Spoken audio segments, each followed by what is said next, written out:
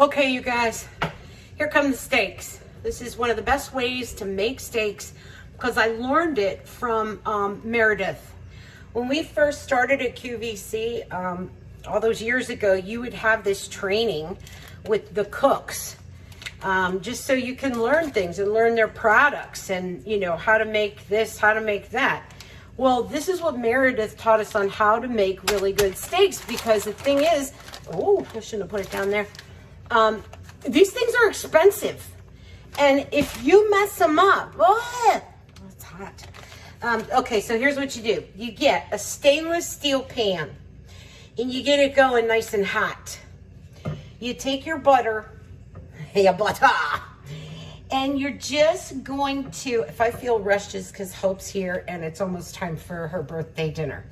So you take the butter and you just let it kind of melt on the bottom of the pan. I have a stainless steel pan.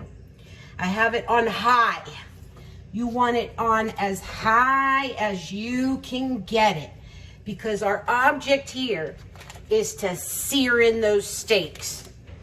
And when we sear in the steaks, what happens is it just holds all the juices and the yumminess. All right, so I'm gonna make sure I'm on high. Instead of just high. Where's high on the oven? Okay, I don't know, but I think it's good.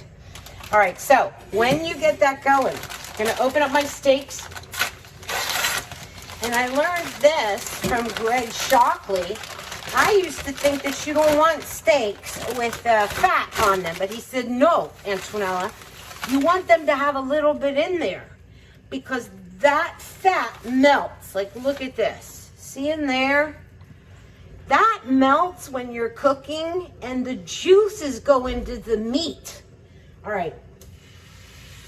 There we go.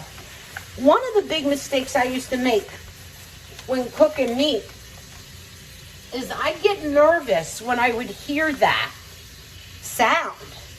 And I was like, oh my God, it's burning, get it up. And I would be tearing it off of the pan because I thought it was sticking. And truth be told, it is sticking. But it'll stop sticking once it's done.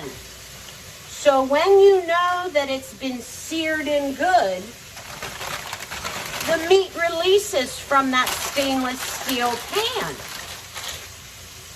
So no more do you have to use a pan that is, what is that, Teflon or stick-free or non-stick. Use stainless steel, as hot as you can, and you check them. If you can't lift this up, don't touch it. It's not done yet. It's not seared in. When it's seared in, that's when you can flip and start the story again. But this is the stuff that I put on my steak is what gives it that juice. So the things I use: olive oil. I forgot one, hold on. Okay. Olive oil, balsamic vinegar, Worcestershire sauce, soy sauce, teriyaki sauce, liquid smoke. Be careful when you add this, the whole thing goes bananas, you'll see.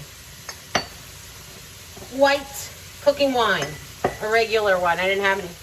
Hope, is that red over there? Oh, it's red underneath that. Thanks, babe. All right, I'm going to switch that to red wine.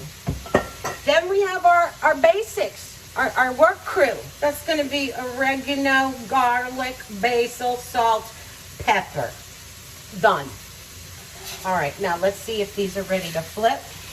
No, they're holding on to the pan. They're like, let me go, Antonella. I'm not ready. So you let it go. You wait. What do you want to talk about?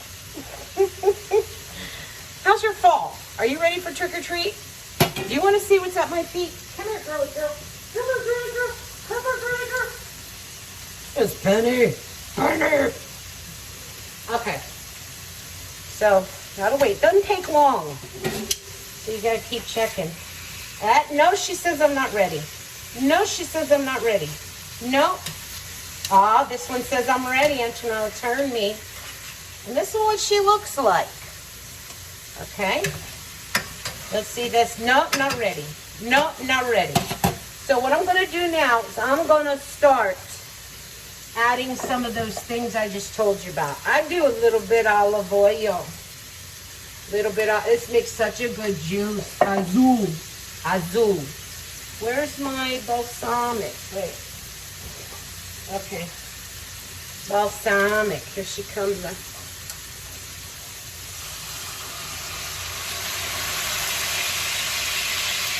Ah, get her going. Okay. Soy sauce.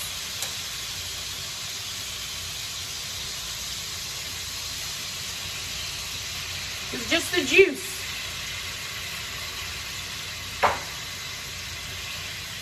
Worcestershire.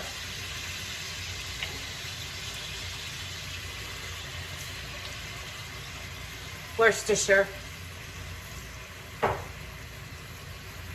Teriyaki. By the way, this is how I make my homemade beef jerky too. The same liquids that I just marinate the meats in. Then the liquid smoke. Man, it smells like I cooked this over a campfire or a bonfire. This gives it that smoky goodness. The more the better. It's like the butter, right? Except in the meat family. The red wine, about half a cup. Here's your wine back. Okay, then, now not too much salt because we got the salt with the soy sauce. So I'm just gonna dibbly-dabbly do right over it. Then, the oregano. A dibbly-dabbly do because we're gonna do this on both sides. Then, basil. A dibbly-dabbly do. Okay? Garlic. Shake it, make it, shake it, make it, shake it, make it, shake it, make it. Those are your technical measuring. Ah, look at that, let go now. That's a happy little seared in steak. Look at that. Okay, they want to flip. They're like, Antonella, let's go. Not sticking anymore. Okay, okay. Now, oh, that one not ready. Nope, this one good. Flip. I'll flip you again too. Now, this one, let me just see if it was my, yeah, it was just my pan. All right, I'm gonna take you and, come here you. Jeez Louise. All right, now, let's let that sear in. I'm gonna cover it.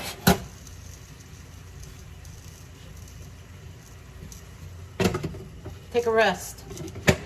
As that covers, I'm gonna let that go for about, I don't know, 5 more minutes.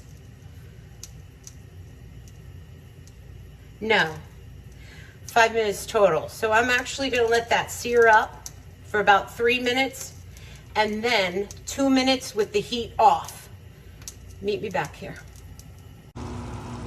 Okay, you guys, this is how they look when they're done. They're still juicy. Beautiful on both sides. Look at that. What I've done now is I've turned the heat off. Cover them and let them sit just for about 3 more minutes to rest. Amen.